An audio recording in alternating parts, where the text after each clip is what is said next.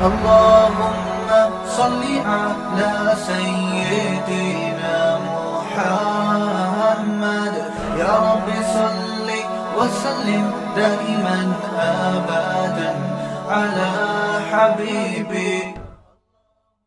اللہ تعالیٰ نے جو لوگ قیامت کا انکار کرتے ہیں ان کا تذکرہ کیا ان آیات میں، اور بتایا کہ قیامت کب آئے گی اس کا علم اللہ کے سوا کسی کے پاس نہیں ہے اور اللہ دے گا بھی نہیں، لیکن آئے گی ضرور. اور قیامت کیوں آئے گی اس کی وجہ اللہ نے بیان کی، تاکہ اچھے لوگوں کو ان کی اچھائی کا بدلہ دیا جا سکے اور برے لوگوں کو ان کی برائی کا بدلہ دیا جا سکے. انسان امتحان کے لیے پیدا ہوا ہے، اپنے کیے کرے کو وہ بھگتے گا. جو لوگ اس خوش فہمی میں مبتلا ہیں کہ ہم سے ہمارے کیے کرائے کے بارے میں پوچھا نہیں جائے گا، وہ بہت بڑے بے وقوف ہیں، وہ خدا کے بھی منکر ہیں، اور اللہ کو مانتے بھی ہیں تو اللہ پہ گویا الزام لگا رہے ہیں کہ اللہ نے ایسے ہی پیدا کر دیا، جو مرضی کرتے پھرو. ایسا نہیں ہے. کامیابی جنت کی صورت میں ملے گی اور ناکامی جہنم کی آگ کی صورت میں. تو اللہ تعالیٰ ان آیات میں تذکرہ کرتے ہیں جہنم کن لوگوں کو اپنی طرف کھینچتی ہے. ہماری نظر میں اچھائی اور برائی کا ایک الگ معیار ہے. کل ایک صاحب کہنے لگے کسی مشہور شخص کے بارے میں، وہ بہت اچھا ہے، حالانکہ وہ غیر مسلم ہے. تو میں نے کہا کہ آپ نے کیسے کہہ دیا بہت اچھا ہے؟ انہوں نے کہا اتنا اچھا وغیرہ وغیرہ، جو آج کل اچھائی کا معیار ہے. میں نے کہا میری اور آپ کی نظر میں اچھا ہو سکتا ہے بھائی، اللہ کی نظر میں اچھا نہیں ہے. اپنے پیدا کرنے والے کو نہیں پہچانتا، نہ اس کو مانتا ہے، نہ اس کے بارے میں تحقیق کی کوشش کرتا ہے. ہمیں تو بھائی وہ اچھا لگتا ہے جو ہمارے ساتھ اچھا ہے بس. اللہ کو وہ اچھا لگتا ہے جو کس کے ساتھ اچھا ہے؟ اللہ کے ساتھ اچھا ہے. تو اللہ میاں اپنی ہی باتیں بتا رہے ہوتے ہیں قرآن میں، اپنی ہی باتیں جن کو ہم کہانیاں کہتے ہیں اپنی ہمارے حساب سے، لیکن اللہ کے حساب سے ہماری باتیں کہانیاں ہیں اور اللہ کی باتیں کیا ہیں؟ اصل ہیں. مشرکین مکہ قرآن کے بارے میں کہتے تھے قرآن کہانیاں سناتا ہے. کہانیاں، قرآن کیا سناتا ہے؟ کہانیاں سناتا ہے، بس قصوں کی کتاب ہے. کہتے تھے ان ھذا الا اساطیر الاولین، یہ تو پرانے لوگوں کے قصے ہیں. موسیٰ نے یہ کہا، فرعون نے یہ کہا، شعیب علیہ السلام نے یہ کہا، قوم نے جواب میں یہ کہا. تو پرانے لوگوں کے قصے کہانیوں کی کتابیں ہیں، کہانیوں کی. تو اللہ میاں ہمیں بتاتے ہیں کہ یہ جو تمہارے اسکالرز ہیں نا، جو مجھے نہیں مانتے، یہ تمہیں کہانیاں کرا رہے ہیں.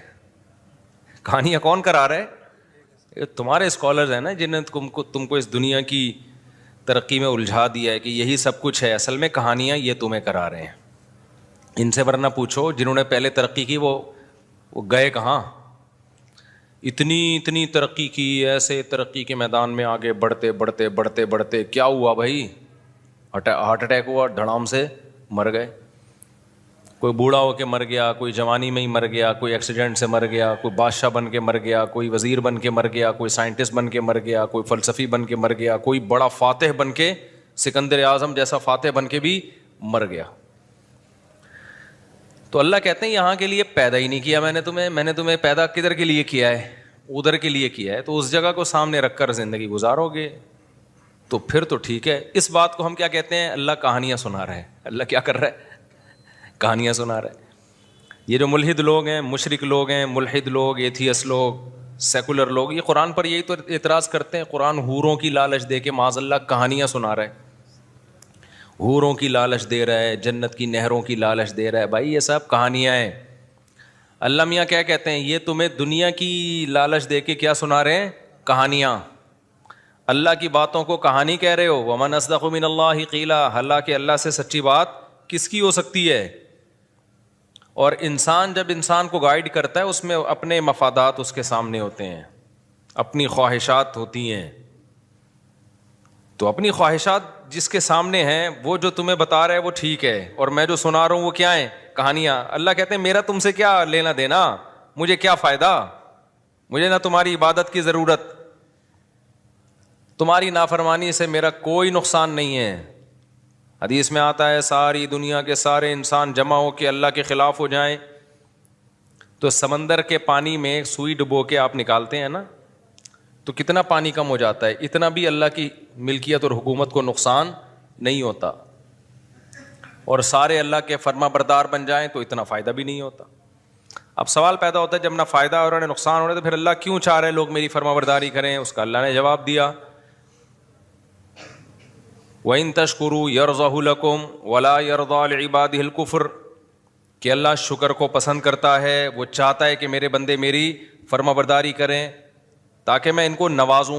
بندوں سے محبت کرتا ہے, فائدہ نقصان نہیں ہے, لیکن اس کو اپنی مخلوق سے محبت, اور سب سے زیادہ محبت کس سے؟ انسان سے. کیوں بھائی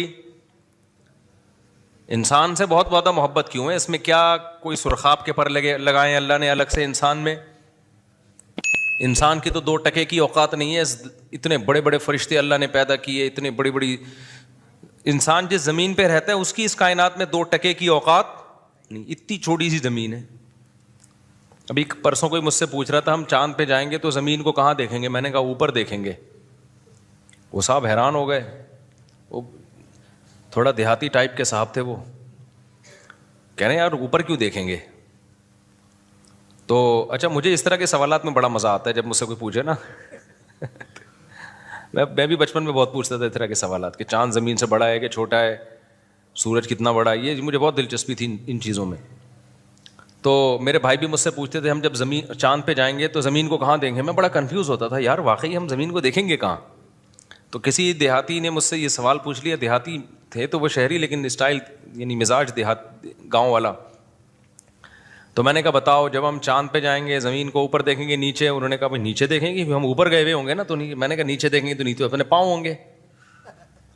جب ہم چاند پہ جا کے زمین کو دیکھیں گے تو نیچے چاند پہ بھی تو کھڑے ہی ہوں گے نا, تو نیچے کیا آسمان ہوگا اگر یہ نیچے زمین ہوگی تو سر ہمارا کہاں ہوگا پھر؟ تو بیچارہ گھومتا ہی رہا وہ. میں نے کہا نیچے اترا چاند سے, زمین پہ ہی ٹھیک ہے, آپ زمین پہ ہی کیا ہو. یہ بات یہاں آپ کی سمجھ میں نہیں آئے گی, ورنہ اصولی بات یہی ہے کہ جب ہم چاند پہ جائیں گے تو ہم چاند پہ یہاں کے حساب سے اوپر ہوں گے, لیکن چاند کے حساب سے زمین اوپر ہوگی ہمارے, کیونکہ اوپر اور نیچے ہونا یہ امور اضافیہ میں سے ہے. امور اضافی سمجھتے ہیں؟ ہاں بھائی السلام علیکم. تو ہم جب چاند پہ جائیں گے, میں تو کہیں اور ہی چلا گیا, تو نیچے جب دیکھیں گے نا تو نیچے کیا ہوگی؟ چاند کی زمین ہوگی بھائی. تو یہ اوپر اور نیچے ہونا یہ امور اضافیہ میں سے. اضافی سمجھتے ہیں؟ یہ کوئی چیز نہ اوپر ہے نہ نیچے ہے. نظریہ اضافت تھا نا, وہ آئنسٹائن کا تھا, آئنسٹائن کا تھا میرا خیال ہے نظریہ اضافت. وہ یہی ہے کہ اس کائنات میں نا کوئی بھی چیز خود سے نہیں ہے. کسی بھی چیز کو سمجھنے کے لیے ہم کسی دوسری چیز سے سمجھتے ہیں اس کو. کالا کوئی رنگ ہی نہیں ہے, سفید کی وجہ سے کالے کو کیا کہا جاتا ہے؟ کالا. اگر سفید نہ ہوتے نا تو کالوں کی بڑی عزت ہوتی ہے انہی کو لوگ سفید کہہ رہے ہوتے. اور سفید کو کالے کی وجہ سے سفید کہا جاتا ہے, گرم کو ٹھنڈے کی وجہ سے گرم کہا جاتا ہے, ٹھنڈے کو گرم کی وجہ سے. اب میں نے ایک سائنٹسٹ ہیں ان سے سوال پوچھا, میں نے کہا اس کائنات کا اصل ٹیمپریچر کیا ہے؟ کیونکہ ہمیں جو گرمی نظر آتی ہے, میں ٹاپک پر آ رہا ہوں, آپ بولو گے کیا درس قرآن سننے آئی تھی کیا, کس سے لے کے بیٹھ گئے مولوی صاحب؟ آ رہا ہوں بس. میں نے پوچھا کہ یہ جو کائنات ہے نا یہ چل میں یہ امور اضافی جو ہے نا, اضافیہ جسے کہتے ہیں, اس کو سمجھنا بہت ضروری ہے. شریعت میں بھی اس سے مدد ملتی ہے چیزوں کو سمجھنے میں, بہت فائدہ مند چیز ہے یہ, اس لا کو سمجھنا.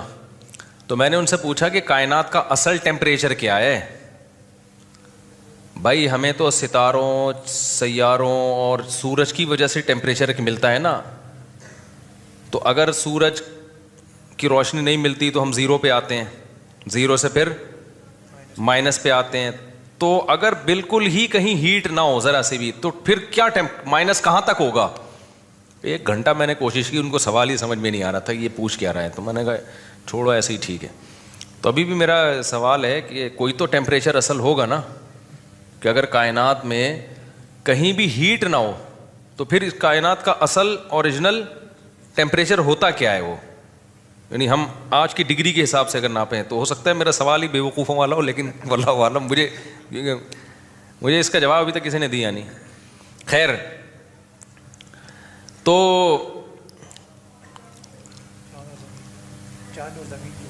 چاند زمین کی بات نہیں ہوئی. ہاں میں یہ کہہ رہا تھا کہ اس پوری کائنات میں زمین کی اوقات 2 ٹکے کی بھی نہیں ہے. یعنی اگر کائنات سے کمپیئر کریں نا تو ذرے کا ذرہ بھی نہیں ہے. اتنی بڑی بڑی کہکشائیں جو ستاروں کا جھرمٹ لے کے گھوم رہی ہیں, ایک ایک ستارہ سورج سے لاکھوں گنا بڑا, اور سورج ہماری زمین سے 9 لاکھ گنا بڑا.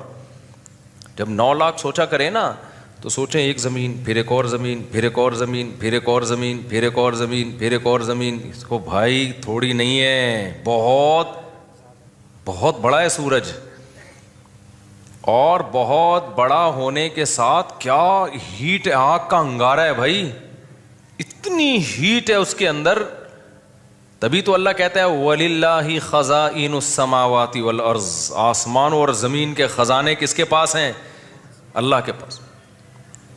ہمارے یہاں گیس کا پرابلم, آج مہمان آئے اور گیس روٹی پکتے ہوئے گیس ہی چلی گئی کراچی میں. انہوں نے کہا تھا میں گھر کی روٹی کھاؤں گا, تو ہم نے کہا چلو گھر کی روٹی بنوائیں گے آپ کے لیے. روٹی بڑھ گئی بیچاری, تندوری کی روٹی خود بھی کھائی, ان کو بھی کھلائی. تو ہم تو اس کو یہاں کے حساب سے دیکھ رہے ہیں نا, گیس کو دیکھ رہے ہیں. بھائی اگر کائنات میں جاؤ گے تو یہ تو کچھ بھی نہیں ہے. اتنے وسائل ہیں اس کائنات میں. انسان کی تو یہ جو کہتے ہیں نا انسان کے خوراک کے ذخیرے کم ہو رہے ہیں, بہت بڑا لطیفہ ہے یہ. اس پہ ہنسا کرو. جب آپ کے یونیورسٹی کے ٹیچر کہا کریں نا بچے اتنے پیدا ہو رہے ہیں, ایکچولی ہمارے پاس وسائل نہیں ہے, تو آپ کہو صرف یہ لطیفہ پرانا ہو گیا, کوئی نیا لطیفہ سنائیں آپ.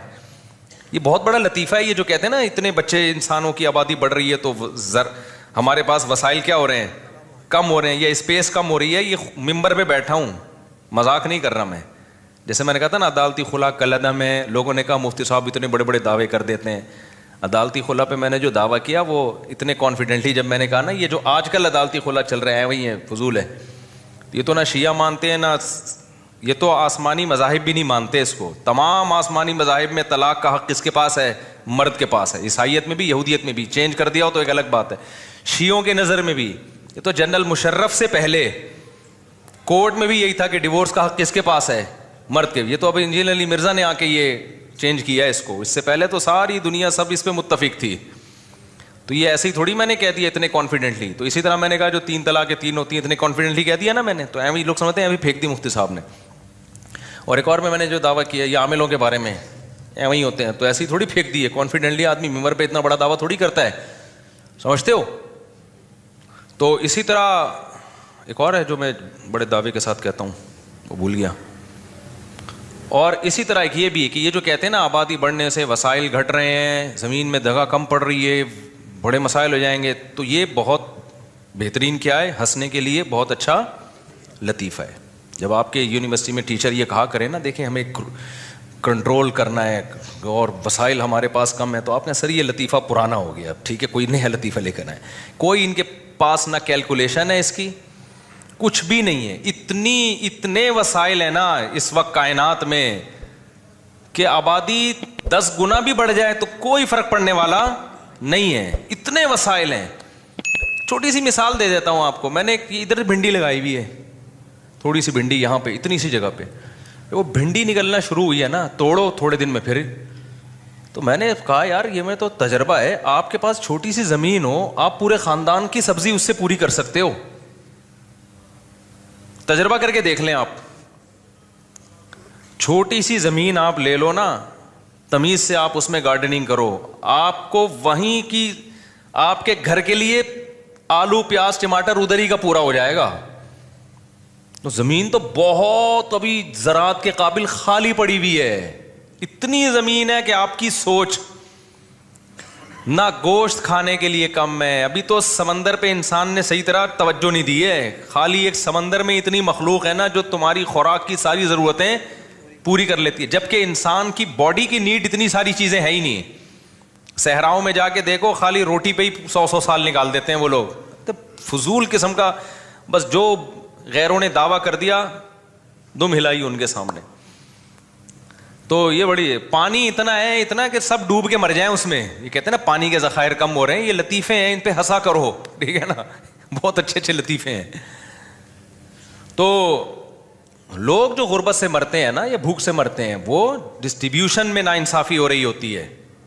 وہ تو کروڑ پتی باپ کے کروڑ پتی گھر ہو, اس میں بھی اگر 9 بچے وہ جائیداد پہ قبضہ کر کے بیٹھ جائیں اور ایک کو روٹی بھی نہ دیں تو وہ بھی اس بنگلے میں بھی بھوک سے مرے گا وہ. خیر یہ بھی ٹاپک نہیں ہے, یہ تو میں ہر بیان میں تھوڑا تھوڑا تڑکا لگاتا رہتا ہوں. تو پتہ ہے وسائل کم نہیں ہے, کم کیا چیز ہے جس کی وجہ سے غربت آتی ہے؟ ان وسائل کو استعمال کرنے والی قوتیں. اور وہ قوت کیا ہے؟ انسان. اس قوت کی بیس کہاں سے شروع ہوتی ہے؟ مشینیں بھی کون بناتا ہے؟ یعنی قوت ہے نا, تو وہ اس کے پیچھے انسان ہوتا ہے. انسان کا دماغ استعمال ہوتا ہے, وہ مشینیں ایجاد کرتا ہے. انسان کے بازو استعمال ہوتے ہیں, وہ مشینوں کو استعمال کرتا ہے. تو جتنے انسان ہوں گے نا, آپ کے پاس ذہین دماغوں کا ریشو اتنا بڑھ جائے گا, ایجادات کے چانسز اتنے بڑھ جائیں گے, مزدور اتنے زیادہ ہوں گے. کچھ لوگوں کو اللہ نے کھوپڑی نہیں دی ہوتی, ان کو اللہ نے مضبوط بازو دیے ہوتے ہیں, وہ گڑھے کھود دیتے ہیں. کچھ لوگوں کو اللہ نے کھوپڑی ایسی دی ہوتی ہے کہ وہ صرف کھوپڑی استعمال کرتے ہیں اور وہ لاکھوں آدمیوں کا کام ایک کھوپڑی کر لیتی ہے. تو جب آبادی بڑھتی ہے تو کھوپڑیاں بھی بڑھ جاتی ہیں, ان کا ریشو ذہین کھوپڑیاں. اور آبادی بڑھتی ہے تو مزدوروں کا ریشو بھی کیا ہوتا ہے؟ ہر طرح کی پروڈکٹ مارکیٹ میں زیادہ, تو ترقی تو ہوگی نا. تو اس لیے یہ تو بالکل ہی اس کو دماغ سے نکال دو. خیر تو میں یہ عرض کر رہا تھا, اتنی بڑی اللہ کی کائنات, تو اس میں انسان کی اوقات بھی 2 ٹکے کی نہیں اور زمین کی اوقات بھی 2 ٹکے کی نہیں. تو میں یہ سوال اٹھایا تھا میں نے, پھر اللہ تعالیٰ انسان سے اتنی محبت کیوں کرتا ہے؟ کیا اس میں سرخاب کے پر لگے ہوئے ہیں بھائی کہ اس کو اتنا پروٹوکول دے رہا ہے کہ پیغمبر بھی اسی میں آ رہے ہیں, آسمانی کتابیں بھی انسانوں میں بولو نازل ہو رہی ہیں, انہی کے لیے کائنات کو بنایا گیا. پوری کائنات کس کے لیے بنائی گئی ہے یار؟ اتنی بڑی کائنات, 9 لاکھ گنا بڑا سورج, پھر سورج سے بھی لاکھوں گنا بڑے اور ستارے, پھر ان ستاروں سے اور بڑے ستارے, پھر یہ تو پہلا آسمان ہے, پھر آگے دوسرا آسمان کتنا بڑا ہوگا, پھر تیسرا آسمان کتنا بڑا ہوگا, پھر چوتھا آسمان کتنا بڑا ہوگا.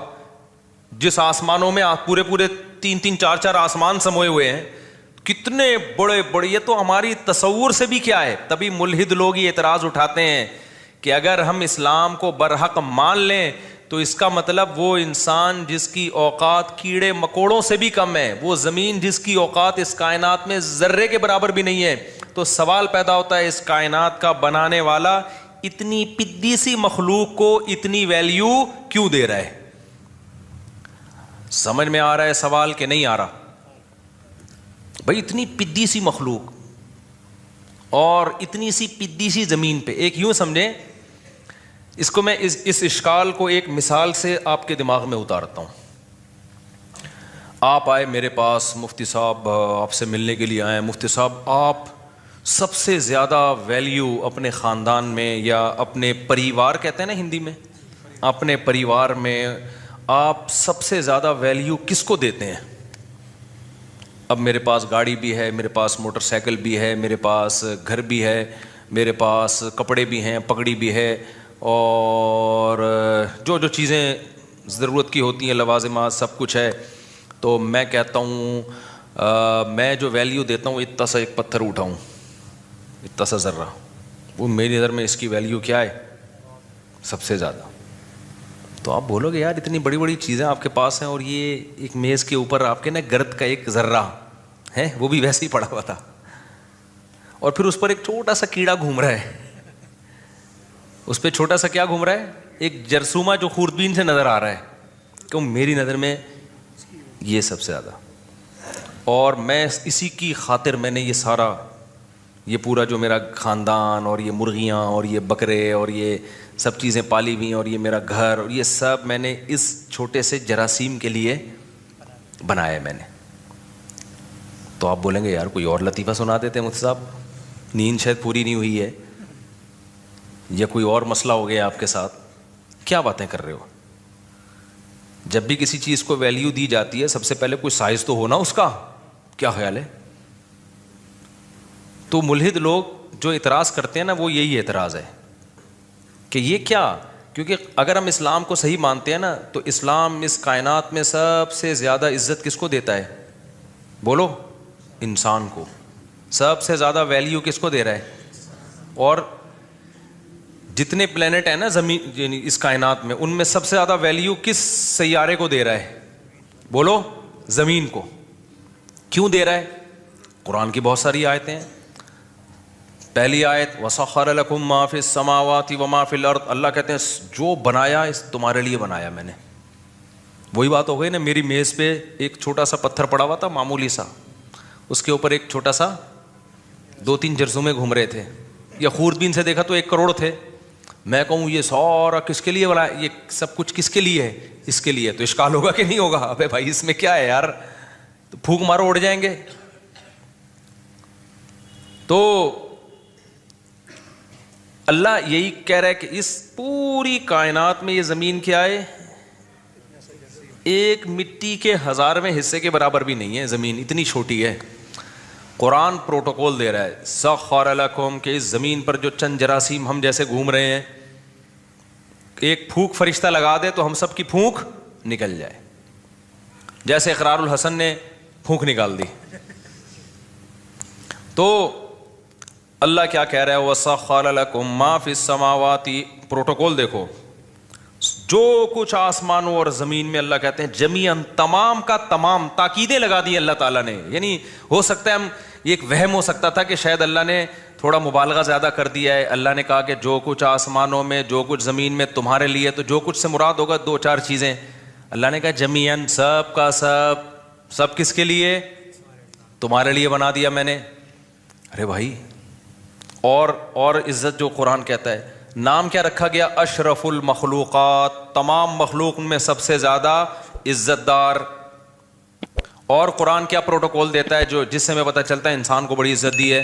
وَلَقَدْ كَرَّمْنَا بَنِي آدم. اللہ کہتے ہیں ہم نے بنی آدم کو بہت عزت دی ہے. بنی آدم سے کون مراد ہے؟ انسان مراد ہے. اکرمنا نہیں ہے، کرمنا. باب افعال اکرمنا، ہم نے اکرام کیا. باب تفعیل میں مبالغہ زیادہ ہے، بڑے اہتمام کے ساتھ ہم نے اس کو پروٹوکول دیا ہے. کہتے ہیں نا تکریم، قابل تکریم ہے. آپ کہتے ہیں نا ایک لفظ ہوتا ہے اکرام.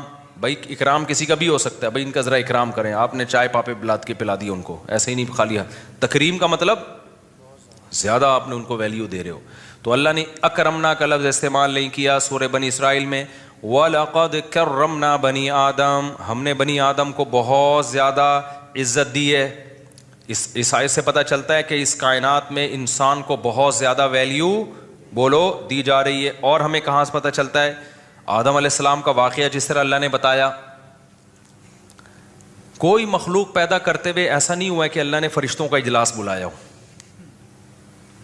فرشتوں کا اجلاس جس کو پیدا کرنا تھا پیدا کر دیا. بچ اللہ نے، قرآن کہتا ہے ہم نے فرشتوں سے کہا میں ایک مخلوق پیدا کرنے جا رہا ہوں جو اس طرح کی ہوگی. تو فرشتوں نے اس پہ اعتراض بھی کیا، یہ بھائی جو اے اللہ تو اس کی جو صفات بیان کر رہا ہے اس سے تو لگ رہا ہے کہ یہ زمین میں خون بہائے گی. اللہ کہتے ہیں اعلم ما لا تعلمون، میں وہ جانتا ہوں جو تم نہیں جانتے. اس تیسری آیت سے پتہ چلا کہ انسان کو کیا دیا جا رہا ہے؟ بڑا پروٹوکول دیا جا رہا ہے. چوتھا تو حد ہی ہو گئی بھائی، یہ مخلوق آئی سب سے بعد میں. اکثر ہمیں ایک مخلوق جتنی ملتی ہے نا زمین پہ، انسان سے پرانی ملتی ہے.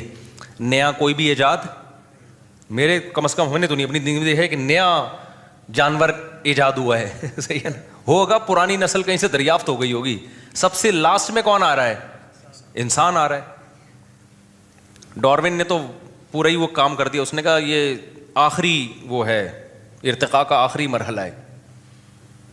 ڈارون مجھے ملا نا، میں چھوڑوں گا نہیں اس کو. میں ایسے چند سوال آن کیمرہ پوچھوں گا کہ تو مجھے یہ بتا کہ بندر سے اچانک چھلانگ لگا کے کیسے انسان بن گئے؟ جب بندر سے انسان بن رہے تھے تو بیچ کی کہاں نسلیں کدھر غائب ہو گئیں؟ کچھ ایسی ہوتی جو پوری انسان بن چکی تھیں، کچھ ایسی ہوتی جو 90% انسان ہوتی. دیکھو بہت ساری نسلیں چلی ہیں نا. 20 ٹرینیں کراچی سے پشاور جا رہی ہیں، کسی کی سپیڈ تیز ہوگی، کسی کی کم ہوگی. ایک ٹرین ابھی پہنچی، ایک 5 منٹ بعد، ایک 5 منٹ بعد، ایسے ہوگا نا. اگر یہ اتفاق سے سارے ارتقاء کرتے کرتے ایوالو ہوتے ہوتے انسان بن گئے ہیں تو وہ ایوالو ہوتے ہوتے ہوتے ہوتے کچھ بندر پورے بن چکے ہوتے, آگے ان کی نسلیں چلنا شروع. کچھ ایسے ہوتے بندروں کی جو ابھی قریب میں ہوتے, کچھ اس سے پیچھے ہوتے, کچھ اس سے پیچھے ہوتے. کیا خیال ہے؟ کچھ ایسے ہوتے جن کی دم ابھی کم ہو چکی ہے, پوری ختم نہیں ہوئی ہے. کچھ ایسے ہوتے جو پوری, جب بھی کوئی کام اتفاق سے ہوتا ہے نا تو ایسا نہیں ہوتا ٹشنگ کر کے ایک دم سے ہو جائے وہ, کہ آدم سے پہلے کے سارے ہی غائب ہو گئے, ایسا نہیں ہوتا. تو یہ بھی لطیفے جو ابھی میں بتا رہا تھا نا, لطیفے ہیں, تو انہیں لطیفوں میں ایک بہت بڑا لطیفہ کیا ہے, یہ بھی ہے کہ ہم بندر سے ارتقا کر کے وجود میں آئے ہیں. تو اگر ارتقا ہوتا نا تو بیچ میں بہت ساری نسلیں ابھی ایسی ہوتی جو آدھی انسان ہوتی, آدھی بندر ہوتی. بن مانس کو کہتے ہیں آدھا انسان آدھے بندر, تو اس کے بیچ میں بھی ہوتی نسلیں, اس کے بیچ میں بھی ہوتی. کچھ ایسے ہوتے, یہاں بیان میں 2-4 ایسے بیٹھے ہوتے, ہم کنفیوز ہوتے. آپ جیسے ہومو سیکشولیٹی جو لوگ قائل ہیں نا, تو کہتے ہیں ہم نہ ادھر کے ہیں نہ ادھر کے, ہم بیچ کے ہیں. دیکھو ایسے بچے پیدا ہو جاتے ہیں کہ وہ نہ مرد ہوتے ہیں نہ عورت ہوتے ہیں, لیکن ڈاکٹر کہتے ہیں اس میں عورت والی علامتیں کیا ہیں, زیادہ ہیں. اور بعض ایسے ہوتے ہیں جس میں ڈاکٹر کہتے ہیں کہ مرد والی علامتیں ان میں زیادہ ہیں. بالکل بیچ کے خربوں میں کوئی, لاکھوں میں کوئی ایک ہوتا ہے جس کے بارے میں فیصلہ کرنا مشکل ہوتا ہے کہ یہ ادھر ہے, وہ تقریباً نہ ہونے کے برابر ہے. وہ زیادہ تر یہی ہوتے ہیں, کچھ ادھر کچھ ادھر. تو اگر یہ ارتقاء کا نظریہ ٹھیک ہوتا نا تو یہاں بھی لوگ بیٹھے ہوئے ہوتے مختلف قسم کے. کچھ ایسے ہوتے جو پورے کیا ہوتے, انسان. کچھ ایسے ہوتے جو پورے بندر ہوتے جو بیان میں آتے ہی نہیں, جو کہتے ہیں ہمارے لیے بیان ہو ہی نہیں رہا. کچھ ایسے ہوتے جو تھوڑے تھوڑے نسلیں ہوتی جو ابھی انسان, جنہوں نے 1,00,000 سال کے بعد جا کے انسان بننا ہے, اور 1,00,000 سال پہلے وہ بندر تھے, ابھی وہ بیچ کے راستے میں ہیں. تو وہ آدھی بات میری ان کی سمجھ میں آ رہی ہوتی, آدھی ان کی سمجھ میں. بھائی دماغ نے بھی تو, ڈاکٹر کہتے ہیں نا ارتقا کیا ہے, ایک دم سے تھوڑی اتنا ذہین بن گیا. تو بیچ کے دماغ ایک دم شارٹ کیوں ہو گئے؟ اس پہ کہتے ہیں کوئی بڑا ڈیزاسٹر ہوا ہے, کوئی حملہ ہوا ہے, کوئی دھماکہ ہوا ہے جس سے سارے ہی مر گئے, کوئی جنگ ہوئی ہے. ایسا نہیں ہوتا بھائی, جنگیں انسانوں میں ہوئی ہیں تو کوئی قوم پوری ختم نہیں ہوئی اب تک کسی جنگ میں. کچھ نہ کچھ 2-4 بچی جاتے ہیں اس کے, جو پھر دوسری قوم سے کراس بریڈنگ کر کے نکل جاتے ہیں وہ. تو یہ کیسے ایک دم ختم ہو گئے؟ تو کچھ بیانات میں لوگ بیٹھے ہوئے ہوتے, کچھ پورے وسیم بھائی ہوتے, کچھ پورے ستار بھائی ہوتے, کچھ پورے بن مانس جیسے ہوتے, وہ بیان میں آتے ہی نہیں, ظاہر ہے ان کے لیے بیان ہو ہی نہیں رہا.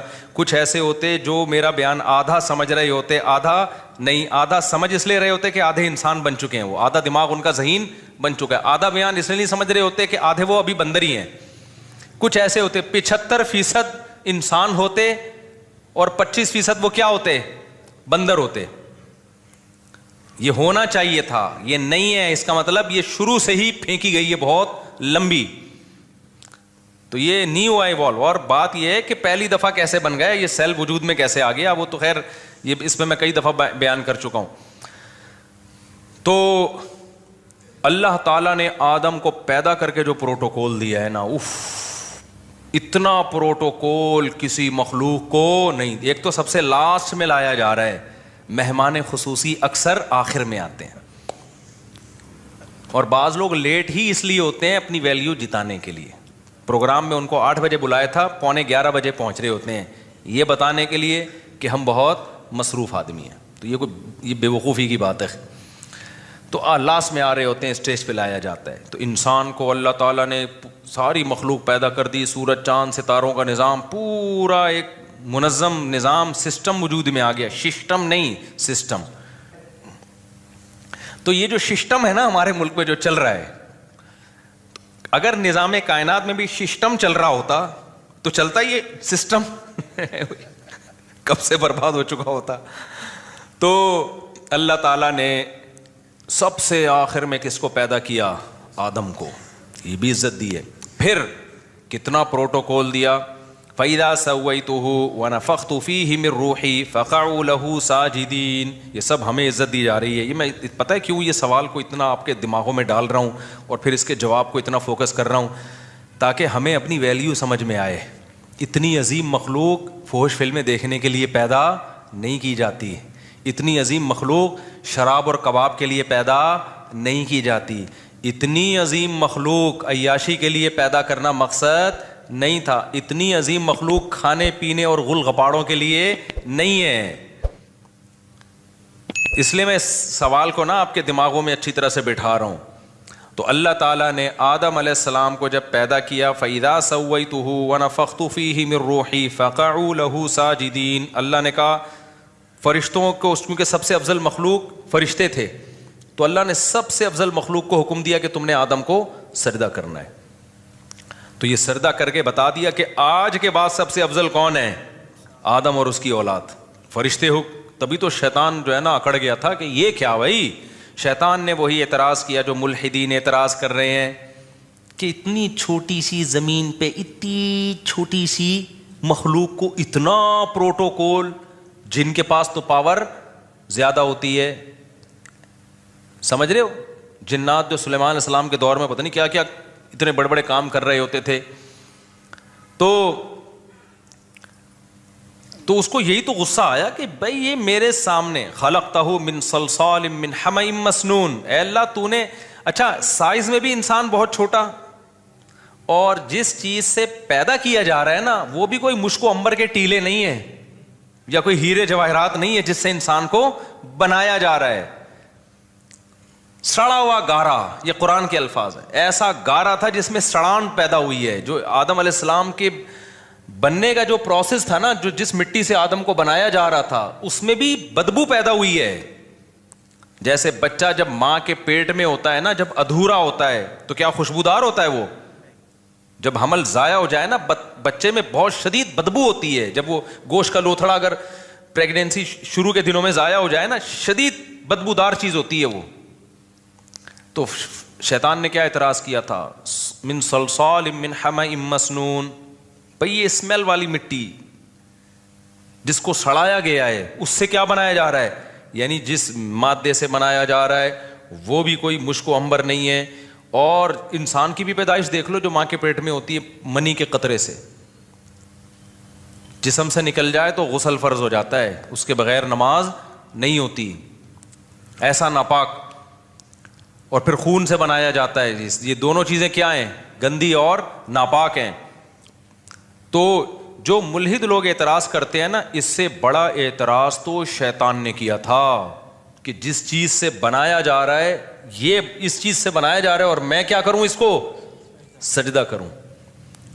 تو میرے بھائی وہ سوال. اور لیکن اللہ کہتے ہیں اتنا پروٹوکول دیا کہ میں نے. اور پھر ایک پروٹوکول تو یہ کہ فرشتوں کو حکم دیا، دوسرا یہ کہ جس نے سجدے سے انکار کیا نا اس کی ایسی کی تیسی کر دی. ایک الگ سے پروٹوکول ہے انسان کو کہ سب کو کرنا ہے، جو نہیں کرے گا اس کو چھوڑوں گا نہیں میں. آپشنل نہیں ہے، اختیاری نہیں ہے. شیطان نے کہا نہیں، تو اللہ نے کیا کہا؟ چلو تمہاری مرضی، چلو بھائی. یہ مجھے اور آپ کو اللہ نے عزت دی ہے کہ اللہ نے کہا کہ شیطان کو تجھے سجدہ کرنا ہے، نہیں کرے گا دربار سے نکل جا، دفع ہو جا یہاں سے. تبھی تو طیش میں آیا وہ اب تک، اور سسٹم کروا دیا ہمارے ملک میں اس نے. یہ سارے جو سسٹم چل رہے ہیں اس کے پیچھے کون ہے؟ اصل تو وہی ہے نا. تو اتنا پروٹوکول، اتنا پروٹوکول، اتنا پروٹوکول. اور پھر اور بھی بہت ساری آیتیں. پھر اللہ نے پیغمبر بھیجے، کس میں؟ انسانوں میں. کتنے بڑے بڑے پیغمبر بھیجے انسانوں کو اتنا فوکس کر رہے ہیں اللہ تعالیٰ. موسیٰ علیہ السلام کو کتنی ٹینشنوں میں ڈالا گیا، اپنے کلیم کو. محمد صلی اللہ علیہ وسلم جو اللہ کے انتہائی محبوب، ان کو کتنی پریشانیوں میں میری اور آپ کی خاطر ڈالا گیا. ابراہیم علیہ السلام کو ہجرت پہ مجبور کروایا گیا. شعیب علیہ السلام، صالح علیہ السلام، ہود علیہ السلام، سارے پیغمبروں کو تانے ملے. لوط علیہ السلام. لیکن اللہ کیا کر رہا ہے؟ نہیں، اس انسان کو نہیں ایسے لاوارث چھوڑوں گا، اس کو سمجھاؤ یہ سیدھے راستے پہ آ جائے. بھائی اتنی عزت اللہ کیوں دے رہا ہے؟ نہیں آتا تو نہ آئے. آپ کو جس بچے سے محبت ہوتی ہے آپ چاہتے ہو نا یہ ٹھیک ہو جائے. جس بچے سے محبت نہیں ہو آپ کہتے ہیں، جیسے گوروں کو اپنے بچوں سے زیادہ محبت نہیں ہوتی، وہ کہتے ہیں انسان کا بچہ بن جائے. ٹھیک ہے، نہیں بن جا تو کوئی اتنی بڑی پرابلم کی بات نہیں ہے. چرس پی لو، کچھ بھی کر لو، تمہاری لائف ہے، انجوائے کرو. ان کو زیادہ ٹینشن نہیں ہوتی. ریلیشن کا اتنے مضبوط نہیں ہے نا جتنے ہمارے یہاں ہیں. تو بھائی اب کیا ہے؟ تو اس کی وجہ کیا ہے؟ اللہ تعالیٰ نے اتنا پروٹوکول پتہ ہے کیوں دیا ہے؟ اور اچھا یہ اعتراض اللہ نے بھی اٹھایا ہے. کلا انا خلقناہم مما یعلمون. اللہ کہتے ہیں انسان اگر یہ سمجھتا ہے کہ یہ اپنی ذات کے اعتبار سے، اپنے مادے کے اعتبار سے بہت عزت والا ہے، تو نا نا نا نا نا، ہرگز ایسا نہیں ہے. ہمیں معلوم ہے ہم نے انسان کو کس چیز سے بنایا ہے. ایک غلیظ پانی سے, سڑے ہوئے پانی سے ہم نے اس کو بنایا ہے, اور ماں کے پیٹ میں بھی حیض کے گندے خون سے انسان کی پرورش ہوتی ہے. تو اللہ کہتے ہیں یہ اس مادے کے بیس پہ کبھی بھی یہ اپنی برتری دوسری مخلوق پہ ثابت نہیں کر سکتا. تو بھائی پتہ ہے کیوں اتنا پروٹوکول دیا؟ اس کھوپڑی کی وجہ سے. یہ جو کھوپڑی, حسن نثار نے ایک بڑا زبردست کل بیان دیا. حسن نثار کی باتوں سے اکثر میں اختلاف کرتا ہوں, لیکن اس کی جو ورڈنگ ہے نا بڑا دفعہ بڑی خاندانی ہوتی ہے. اس نے کہا کہ جتنے بھی دھڑ جن کے اوپر کھوپڑی رکھی ہے نا, ضروری نہیں کہ اس میں دماغ بھی ہو. ٹھیک ہے نا, ایک سیاستدان پہ اعتراض کیا تھا کہ جتنے بھی دھڑ جن کے اوپر کھوپڑی ہو تو ضروری نہیں کہ, یعنی ہمیں نظر تو آ رہا ہوتا ہے دھڑ کے اوپر سر رکھا ہوا, تو یہ ضروری نہیں ہے کہ سر کے اندر دماغ بھی ہو. بڑی یہ جو صحافی لوگ ہوتے ہیں نا, یہ لکھ لکھ کے بول بول کے ان کو بڑا ایک زبان پہ بڑا عبور حاصل ہو جاتا ہے. تو مجھے کسی نے کلپ بھیجا, جب اس نے کہا نا ہر وہ دھڑ جس کے اوپر کھوپڑی رکھی ہے تو یہ ضروری نہیں ہے کہ اس کھوپڑی کے اندر دماغ بھی ہو. تو اور واقعی صحیح بات ہے. تو انسان کو جو اتنا پروٹوکول دیا گیا, وجہ اس کی یہ ہے کہ 7ویں آسمان سے لے کے تحت الثری تک, زمین کے آخری مرکز تک, یہ والی کھوپڑی اللہ نے کسی مخلوق کو نہیں دی ہے. اس کھوپڑی کی بیس پر انسان کو فضیلت ہے, جس کو اللہ نے علم سے تعبیر کیا ہے.